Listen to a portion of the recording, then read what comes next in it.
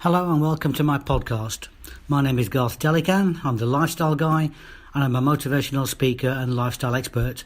And this week I'd like to talk to you a little bit about comparing yourself to other people. Because we all do it. We're only human, and for some weird reason we feel as though we have to compare ourselves to others, how well people are doing, how well we're doing, and it can really erode your confidence. So if you're a human, you've done it. You compare yourself to other people. The good news is that people out there compare themselves to you. And the not so good news is that you do it as well.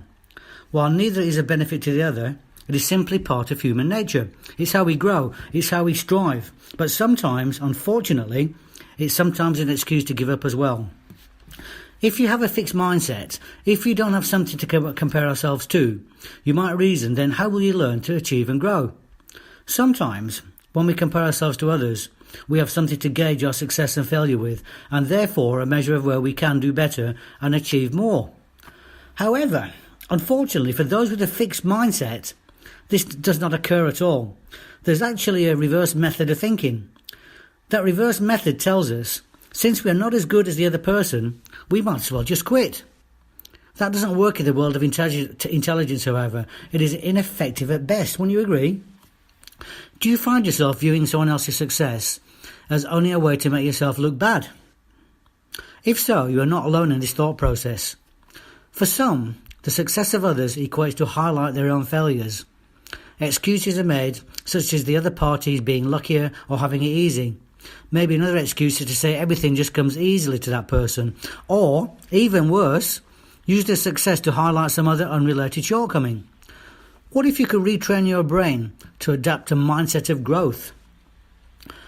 On the opposite end of the spectrum is a growth mindset.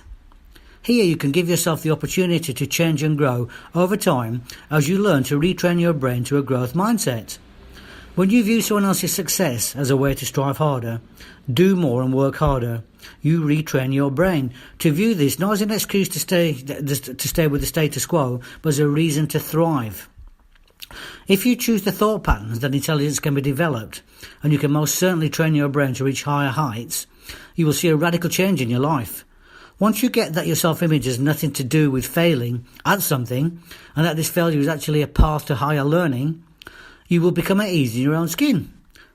Wouldn't that be nice, to be at ease in your own skin? And how many people can admit to that? If you change your mind, you can retrain your brain to view failure as a stepping stone to a new success. You will begin to understand failure as a learning tool and not as a way to define your image.